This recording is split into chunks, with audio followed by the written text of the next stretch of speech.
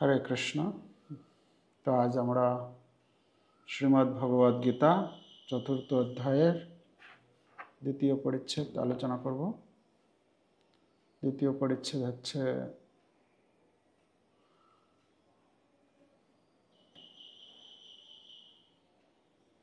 চিন্ময় জ্ঞানের প্রয়োগ। 11 নম্বর শ্লোক থেকে 15 নম্বর শ্লোক আলোচনা করব আজকে।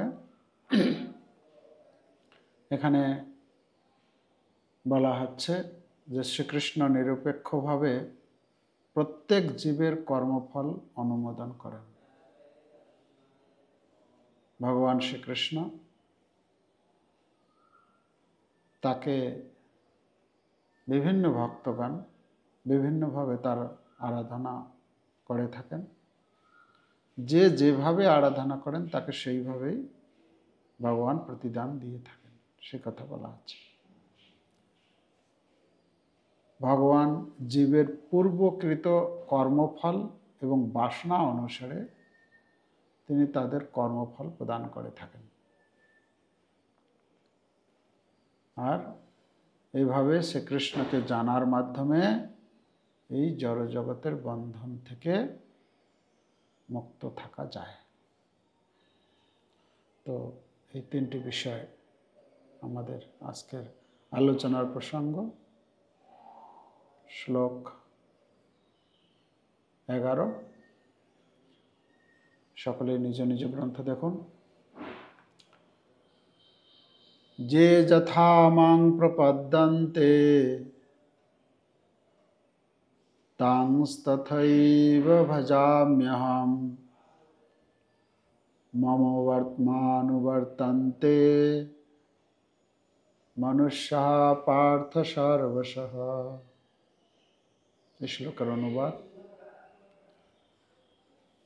যারা যেভাবে আমার কাছে আত্মসমর্পণ করে আমি তাদের সেভাবেই পুরস্কৃত করে থাকি। হে পার্থ, সকলেই সর্বতোভাবে আমার পথ অনুসরণ করে। এখানে প্রভুপাদ তার তাৎপর্য প্রথমে শুরু করেছেন। সকলেই শ্রীকৃষ্ণকে তার বিভিন্ন প্রকাশের পরিপ্রেক্ষিতে অন্বেষণ করছে। পরমেশ্বর ভগবান শ্রীকৃষ্ণকে তার নির্বিশেষ ব্রহ্মজ্যোতি রূপে এবং অনুপরমাণু সহ সর্বভূতে বিরাজমান পরমাত্মা রূপে আংশিকভাবে উপলব্ধি করা যায়, কিন্তু তার শুদ্ধ ভক্তরাই কেবল শ্রীকৃষ্ণকে পূর্ণরূপে উপলব্ধি করতে পারে। এখানে যে যথা তাং তথা এই শব্দটি আছে। যে যথা আর তাং তথা। তাং তথা মানে যে যেভাবে যত মাত্রায় আমার কাছে আত্মসমর্পণ করে, আমার কাছে প্রপত্তি করে, আমি সেইভাবে তাং তথা তাদেরকে আমি সেইভাবে পুরস্কৃত করি। সেইভাবে পুরস্কৃত করি। তা এখানে বলা হচ্ছে এরকম নয় যে যে কোনো রূপের পূজা করবে, যে যে কোনো দেব মানে তার পূজার ইষ্টদেব হবে আর ফলটা একই হবে, এটা সঠিক নয়। যদিও এই জগতে এরকম কিছু কিছু লোককে বিভ্রান্ত করার জন্য বা বিভ্রান্ত হয়ে ভগবত জ্ঞান যথাযথভাবে উপলব্ধি না করতে পেরে বিভিন্ন ধরনের মতবাদ পোষণ করে থাকে। যারই উপাসনা করো না কেন তুমি অন্তিমে একই জায়গায় পৌঁছাবে, একই গন্তব্যস্থলে। এটা সঠিক নয়। এখানে ভগবান স্পষ্ট রূপে বলেছেন যে যে যথা তাং তথা। যে যেরকম যতটুকু মাত্রায় আমার কাছে আত্মসমর্পণ করবে ততটুকু মাত্রায় আমি তাকে পুরস্কৃত করে থাকি। এখানে আমরা দেখতে পাচ্ছি গীতায় যে ভগবানকে যদি জিজ্ঞেস করা হয় যে হে ভগবান, যেরকম আগের শ্লোকে বলছেন না, 10 নম্বর শ্লোকে যখন ভগবান বলছেন যে বহব জ্ঞান তপসা পুতামদ ভাবমাগতা, এভাবে অনেক অনেক ব্যক্তি শুধু কি আমার জন্ম আর কর্মটা যদি জানে তত্ত্বত, তাহলে সকলেই মানে তারা মুক্ত হয়ে যাবে। জন্ম কর্ম চমে দিব্যম এবং যে ব্যক্তি তত্ত্বত ত্যক্ত্বা দেহং পুনর্জন্ম নৈতি মামেতি সুঅর্জুন। সে তার আর এই জগতে জন্ম হবে না, সে ভগবানের ধামে ভগবানের কাছে ফিরে যাবে।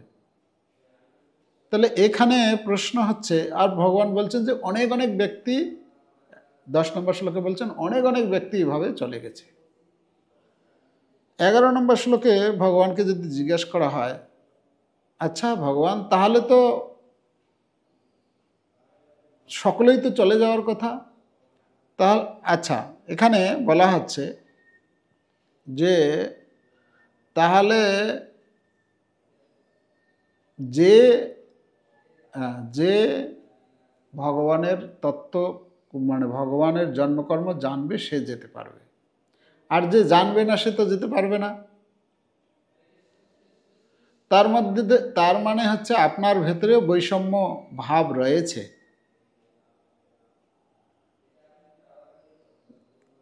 বৈষম্য ভাব কি না, যে তোমার শরণাগত হবে তাকে তুমি এই আত্মতত্ত্ব জ্ঞান দিয়ে মানে তাদেরকে দাও, আর যারা যারা হচ্ছে সকাম ব্যক্তি তাদেরকে দাও না। ভগবান বলছে না না, সেই রকম না। এই শ্লোকে যে যারা যেভাবে আমার প্রতি আত্মসমর্পণ করে, যে যেরকমভাবে করে, আমি সকলকেই তার প্রতিদান দিয়ে থাকি। কিন্তু প্রতিদানটা কীরকম? যে যতটুকু তাকে ততটুকু। আমি সমান সমান ব্যবহার করি সবার সঙ্গে। সমান ব্যবহার মানে কি? সমান ব্যবহার মানে আপনি একটা দোকানে গিয়েছেন, আর দোকানদার যে 5 টাকা দিল তাকেও 1 কিলো চাল দিল, যে 10 টাকা দিল তাকেও 1 কিলো চাল দিল, যে 50 টাকা দিল তাকেও 1 কিলো চাল দিল। এটা কি দোকানদারের কি সমব্যবহার হলো? কি মনে হয়? দোকানদার কি এই যে ব্যবহারটা করলেন এটা কি সমান ব্যবহার? কি বলবেন? সমান ব্যবহার নয় এটা। সমান ব্যবহার কি করে? কারো কাছে আপনি 10 টাকা নিচ্ছেন, কারো কাছে 5 টাকা নিচ্ছেন, এটা তো সমান ব্যবহার হলো না।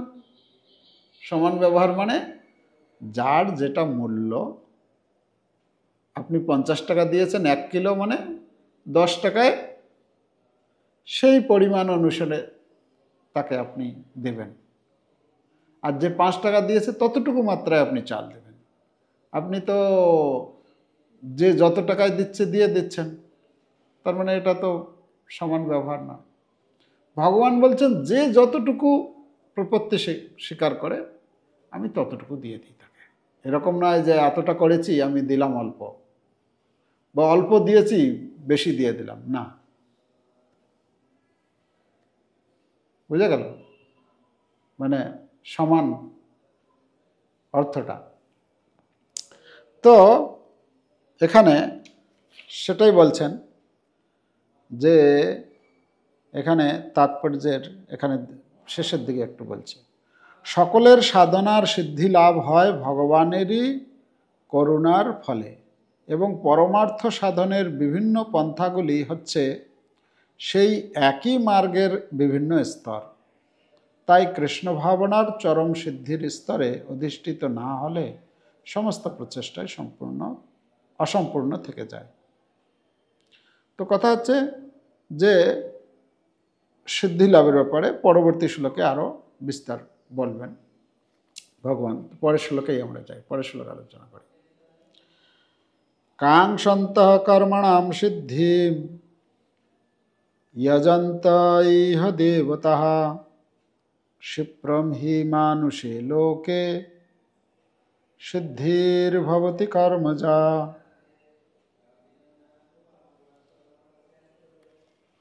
অনুবাদ,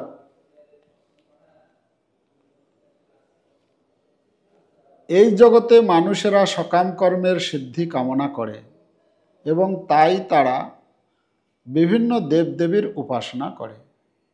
সকাম কর্মের ফল অবশ্যই অতি শীঘ্রই লাভ হয়।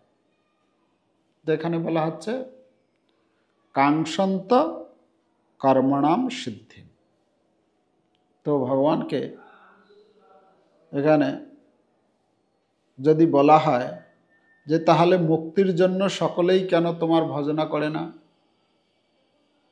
ভগবান বলছেন কেন সবাই ভজনা করে না, মানে ভগবান তো সব কিছু দিচ্ছেন, তাহলে তো সবাই ভগবানের পূজা করার, ভগবানের কাছে আত্মসমর্পণ করা বা ভগবানের শরণাগত হওয়া উচিত ছিল। তাহলে এই জগতে তো দেখা যায় না যে সকলেই আপনার আরাধনা করে। ভগবান বলছেন কেন করে না জানো? এর কারণ হচ্ছে এই জগতে কিছু মানুষ রয়েছে যারা কাঙ্ক্ষন্ত কর্মণাম সিদ্ধিম, তাদের কর্মের সিদ্ধি লাভ করার জন্য খুব তাড়াতাড়ি, ক্ষিপ্রম হি মানুষী লোকে, মানে খুব তাড়াতাড়ি আমার ফল চাই, ইমিডিয়েট। তো সেই সমস্ত ব্যক্তিরা কি করে, তারা আমার কাছে আসে না। যদিও ভগবান বলেছেন অকাম সর্বকাম বা মোক্ষ কাম উদারধি তীব্রেণ ভক্তি যোগেন যজেত পুরুষম পরম, শ্রীমদ্ ভাগবতমে বলছেন। তো ভগবান বলছেন তোমার কামনা থাক কামনা না থাক, তোমার উচিত, প্রত্যেকের উচিত হচ্ছে আমার ভজনা করা। তীব্রতার সঙ্গে যদি ভজনা করে তাহলে ধীরে ধীরে কামনা বাসনা যা যদি থেকেও থাকে সেটা ধীরে ধীরে চলে যায়। কিন্তু কিছু লোক আছে যারা খুব তাড়াতাড়ি তাদের ফল চাই। তো তাই তারা কি করে, এই বিভিন্ন দেবদেবীর কাছে যায়। কেন? দেবদেবীর কাছে গেলে তাড়াতাড়ি পেয়ে যাবে সেই ফলটা, আর ভগবানের কাছে যে গেলে একটু ফলটা পেতে সময় লাগে। যেরকম আছে ওই ভাগবতে একটি কাহিনী রয়েছে, বৃকাসুর ছিল। বৃকাসুর এক শকুনি নামে অসুর ছিল। এই শকুনির পুত্র হচ্ছে বৃকাসুর। আর এই বৃকাসুর এরকম সে ভয়ঙ্কর,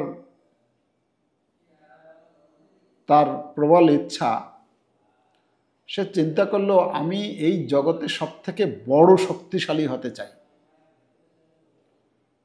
তো কার উপাসনা করলে এই শক্তিটা আমি অর্জন করতে পারবো?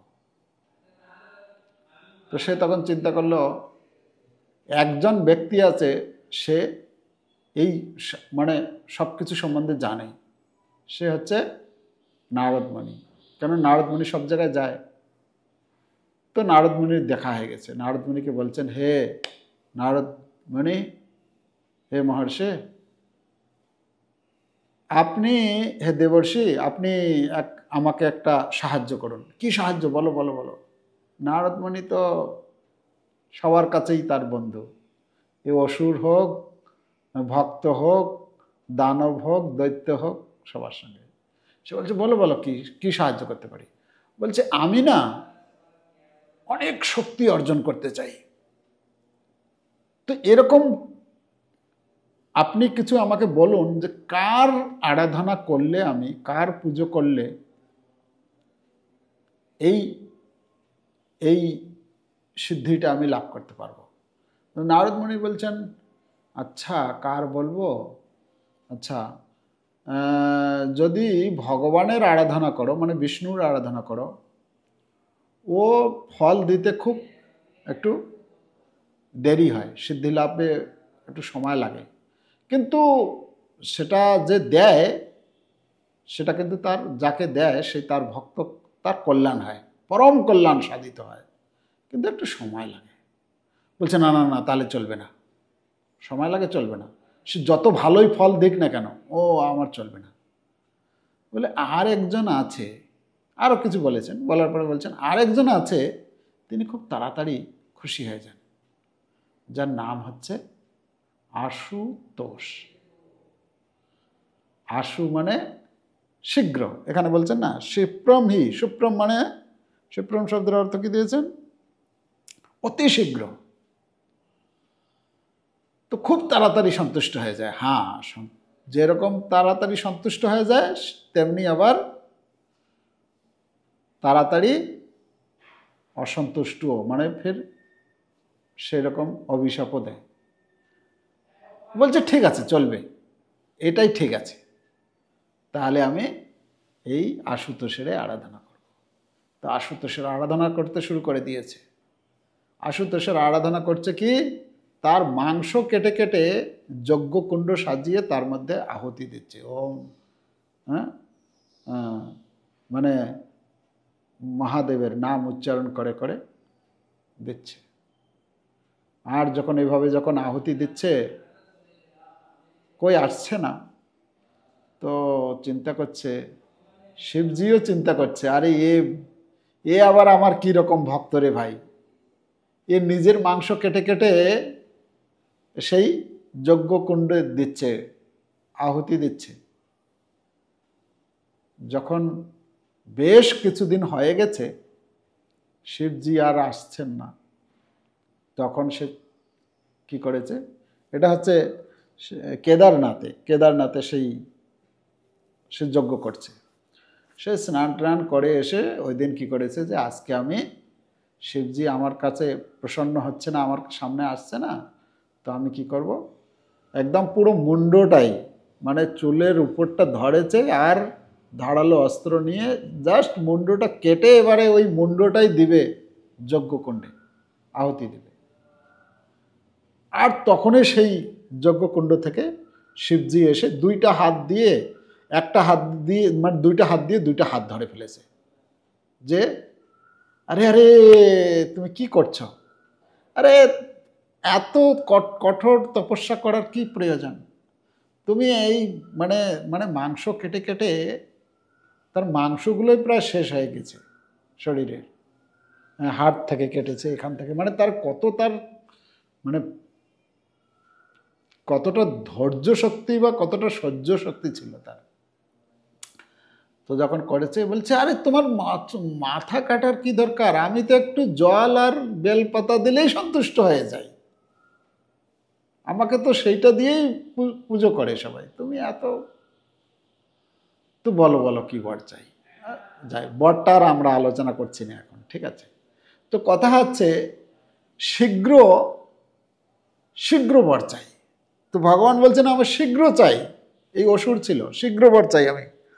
কিন্তু সেই অসুর যখন শীঘ্র বর চাইতে গেল, তার উদ্দেশ্য ছিল আমি বড় শক্তিশালী হব, সকলের কাছে আমার নাম যশ ছড়িয়ে পড়বে, আর সকলেই আমার কন্ট্রোলে থাকবে ইত্যাদি, তার এই সমস্ত বিশাল সম্পদের মালিক হব। কিন্তু যখন শিবজি যখন প্রকট হয়েছেন, বলা হচ্ছে শিবজি চিন্তা করলেন, আরে আমার ভক্তকে কৃপা করতে যাচ্ছি, তো পার্বতীকেও সাথে নিয়ে এসেছেন। তো পার্বতীকেও সাথে নিয়ে এসেছেন। যখন সে পার্বতীর দিকে, ওই শিবের দিকে তাকিয়েছে, শিবের পাশেই পার্বতী ছিল। আর পার্বতীকে দেখে তার যে উদ্দেশ্য ছিল, তার যে ভিশন আর তার যে মিশন ছিল, সব ভুলে গেছে। তার যে কি বর, কি উদ্দেশ্য নিয়ে যে যজ্ঞ করছিল এতদিন, তার মাথা থেকে আউট হয়ে গেছে, শীঘ্র বর চাই। হ্যাঁ, তখন কি না, এই পার্বতী দেখতে খুব সুন্দরী, পার্বতীকে আমার লাগবে। আর যতদিন পর্যন্ত শিবজি থাকবে ততদিন পর্যন্ত আমি তো পার্বতীকে পাবো না স্ত্রী রূপে, তাকে তাহলে শিবজিকেই মারতে হবে। এই হচ্ছে দেব উপাসনা করলো, যার উপাসনা করলো, তো তাকে কি করে মারবো আমি, তাকে কি করে আমার সরিয়ে আমি ইন্দ্রিয় ভোগ করতে পারবো। তারপরে কি করলো, বললো তাহলে আপনি বলছে যে বর চাও বলো। বলছে দাঁড়ান দাঁড়ান আমি একটু চিন্তা ভাবনা করিনি।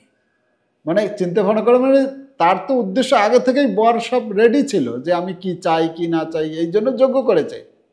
কিন্তু যখন এসে বর দেওয়ার জন্য প্রস্তুত তখন বলছে একটু অপেক্ষা করুন, আমি চিন্তা করিনি কি বর চাইবে। মানে সে প্ল্যান করে নিচ্ছে যে কি করলে আমি এই পার্বতীকে পাব।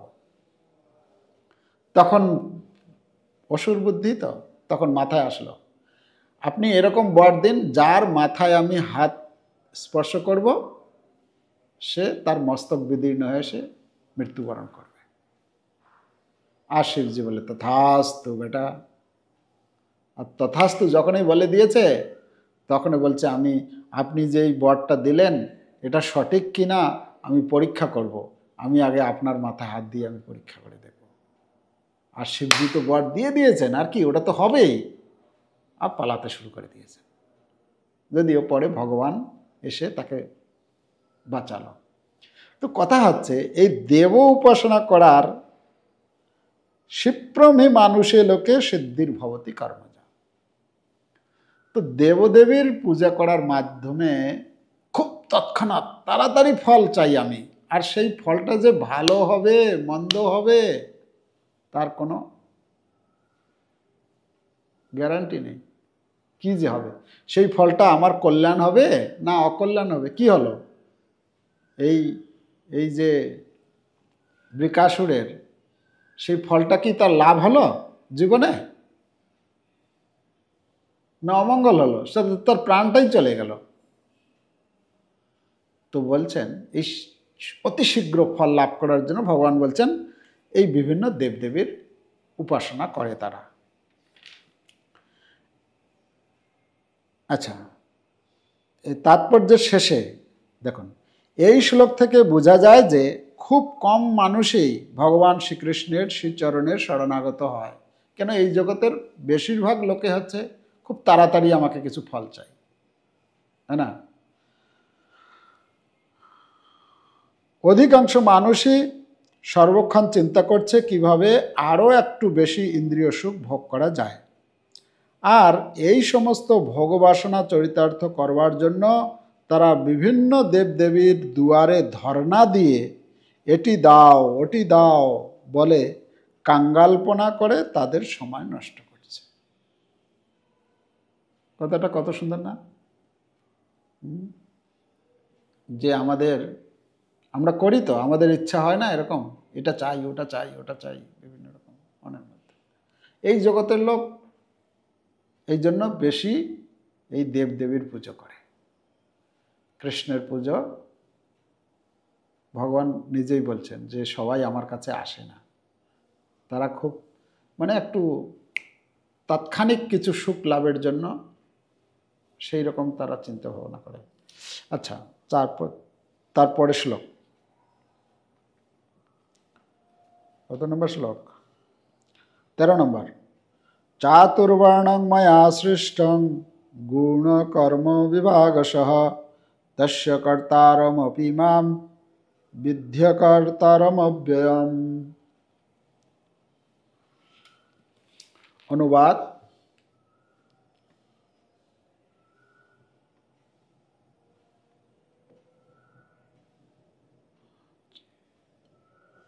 প্রকৃতির 3টি গুণ ও তাদের সঙ্গে সংযুক্ত কর্ম অনুসারে আমি মানব সমাজে 4টি বর্ণের সৃষ্টি করেছি।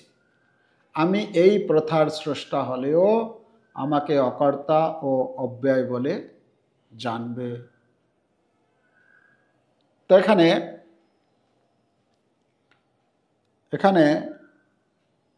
বলা হচ্ছে যে ভগবান বলছেন আমি গুণ এবং কর্ম অনুসারে 4টে বর্ণ বিভাগ সৃষ্টি করেছি।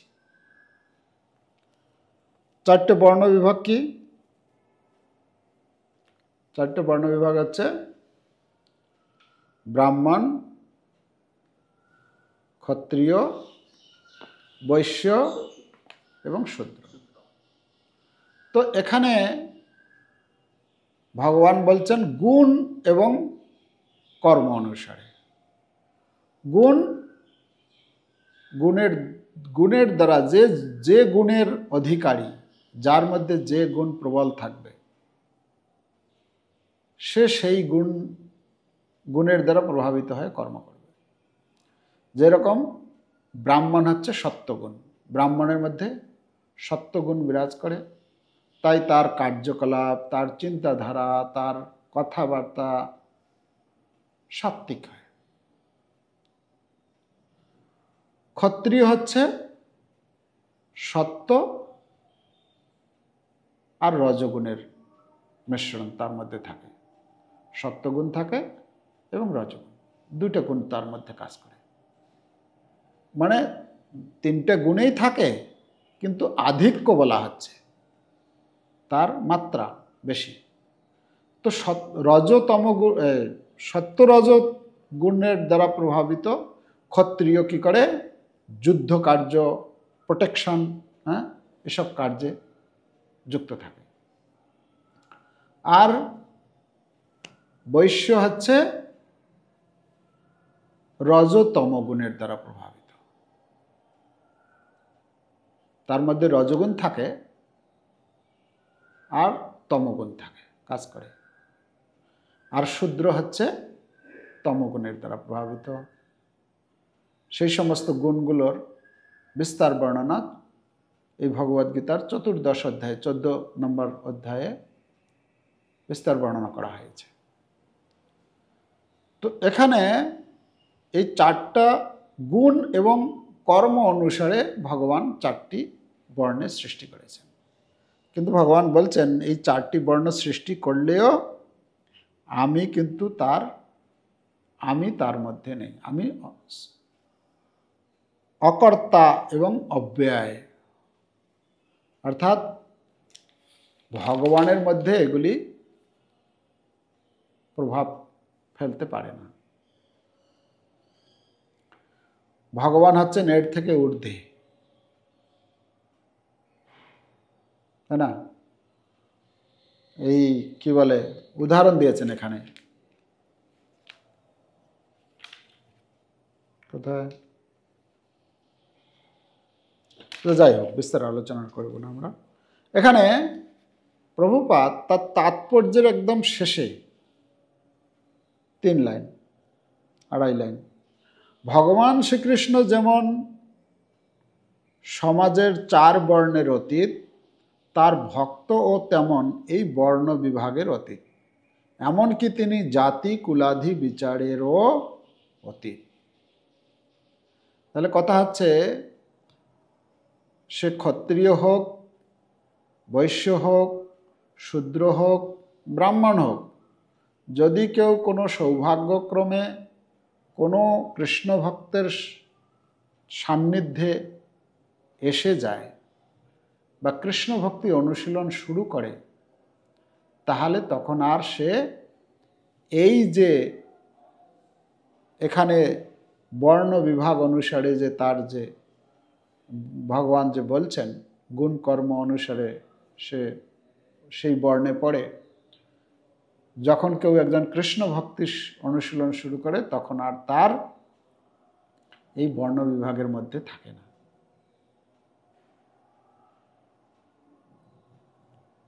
কৃষ্ণ ভজনে নাহি জাতি কুলাদি বিচার।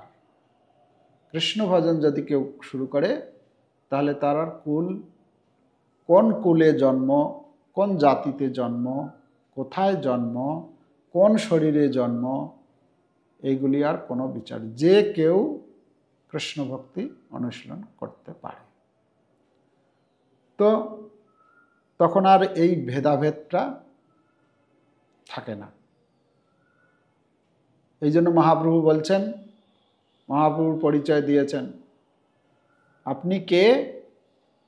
নাহং বিপ্র ন চ নরপতি নাপি বৈশ্য ন শূদ্র, নাহং বন্যী ন চ নরপতি ন বনস্থ জ্যোতির্বা। কিন্তু প্রদ্যান নিখিল পূর্ণানন্দ পূর্ণমিতাব্দের গোপী ভর্তু পদকমলয়র দাস দাসানু দাস। আমি হচ্ছে গোপী ভর্তু পদকমল দাসের দাসের দাস। এটা হচ্ছে আমাদের পরিচয়। মহাপ্রভু শিক্ষা দিয়েছেন।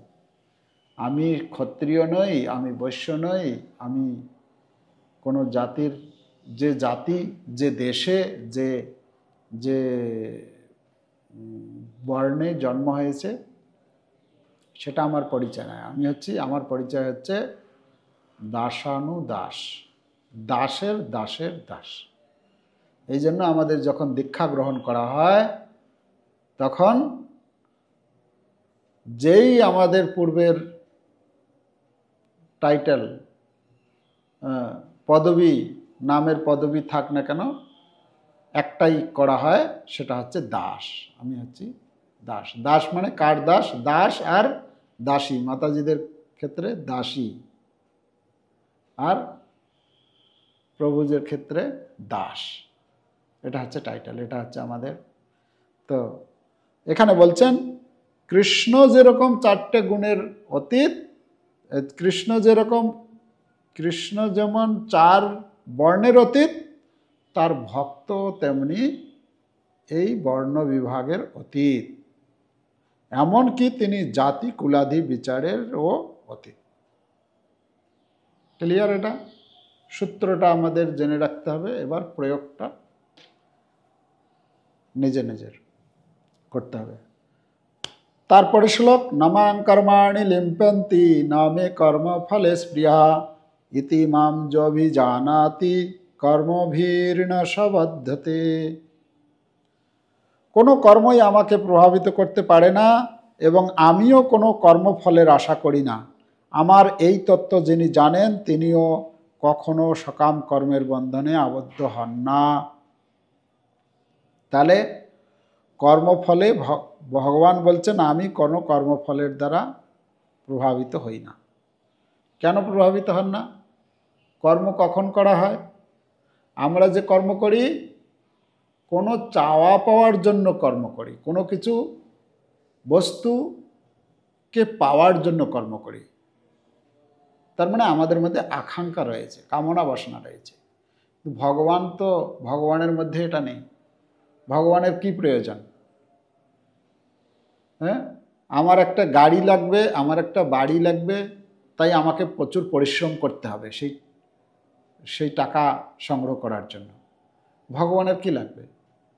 যদি আমার কিছু লাগবেই না তাহলে আমার এত পরিশ্রমের কোনো প্রয়োজনই নেই, তাই না?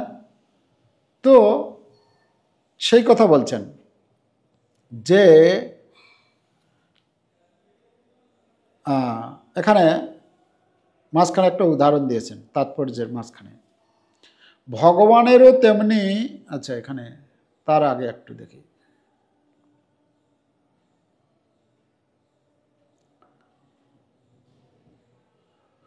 স্বর্গের দেবদেবীরা হচ্ছেন ভগবানেরই দাস দাসী, যাদের ভগবান নিজেই নিয়োজিত করেছেন। কর্মচারীরা যে প্রকার নিম্ন স্তরের সুখ ভোগ করতে চায়, মালিক কখনোই তা চায় না। ভগবানেরও তেমনি জড়সুখ ভোগ করার কোনো স্পৃহা নেই। তিনি সব সময় জাগতিক কর্ম এবং তার ফল সম্বন্ধে নিরাসক্ত থাকেন।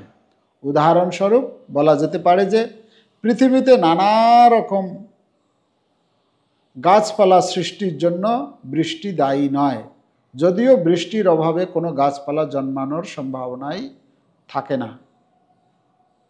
তাহলে বৃষ্টি ছাড়া গাছপালা জন্মে না, কিন্তু যে কি কোন গাছ জন্মাবে কি জন্মাবে না এর জন্য বৃষ্টি দায়ী নয় বলা হচ্ছে।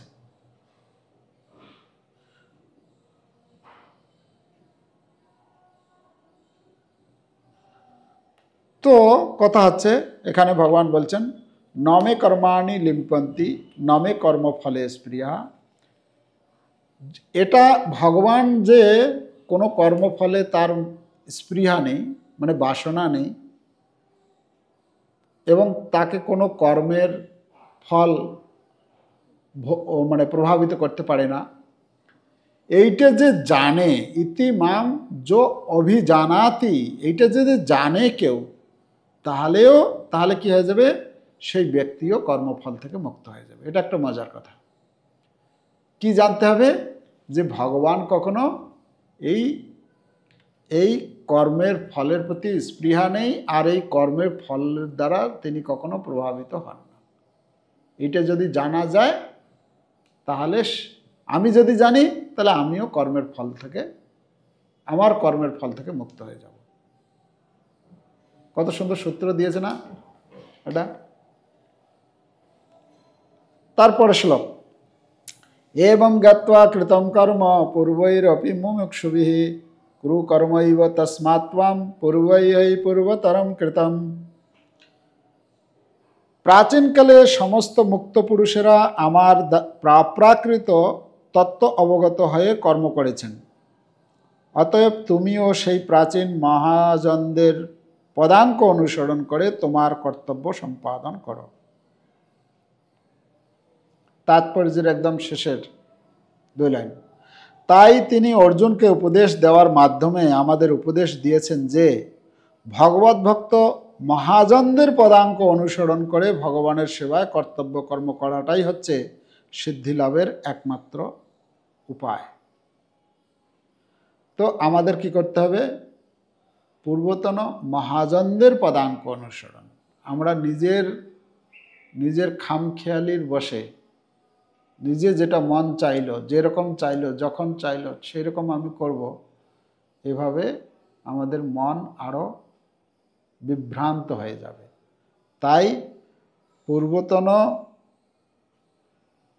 ভগবত ভক্তের মহাজনদের পদাঙ্ক অনুসরণ করে ভগবানের সেবা যুক্ত থাকতে হবে। যদি আমরা এভাবে করি, তাহলে আমরাও সিদ্ধি লাভ করতে পারব। নতু তা না হলে এই জগতের মধ্যে বিভ্রান্ত হয়ে থাকব। আজকে একটা কিছু ভালো লাগবে, কালকে আর একটা কিছু ভালো লাগবে। এভাবে মনুষ্য জীবনটাকে আমরা তার যে উদ্দেশ্য তা থেকে আমরা ভ্রষ্ট হয়ে যাব। তো তাই এখানে এই কথাই বর্ণনা করা হয়েছে। আমরা এখান থেকে পেলাম যে এই 11 থেকে 11 নম্বর শ্লোকে আমরা পেয়েছিলাম, কি পেয়েছিলাম, যে মানুষ বিভিন্ন পন্থায় অবলম্বন করে বিভিন্ন বিষয়ে উপলব্ধি করছে না, বরং বিভিন্ন মাত্রায় শ্রীকৃষ্ণের বিভিন্ন রূপ উপলব্ধি করছে।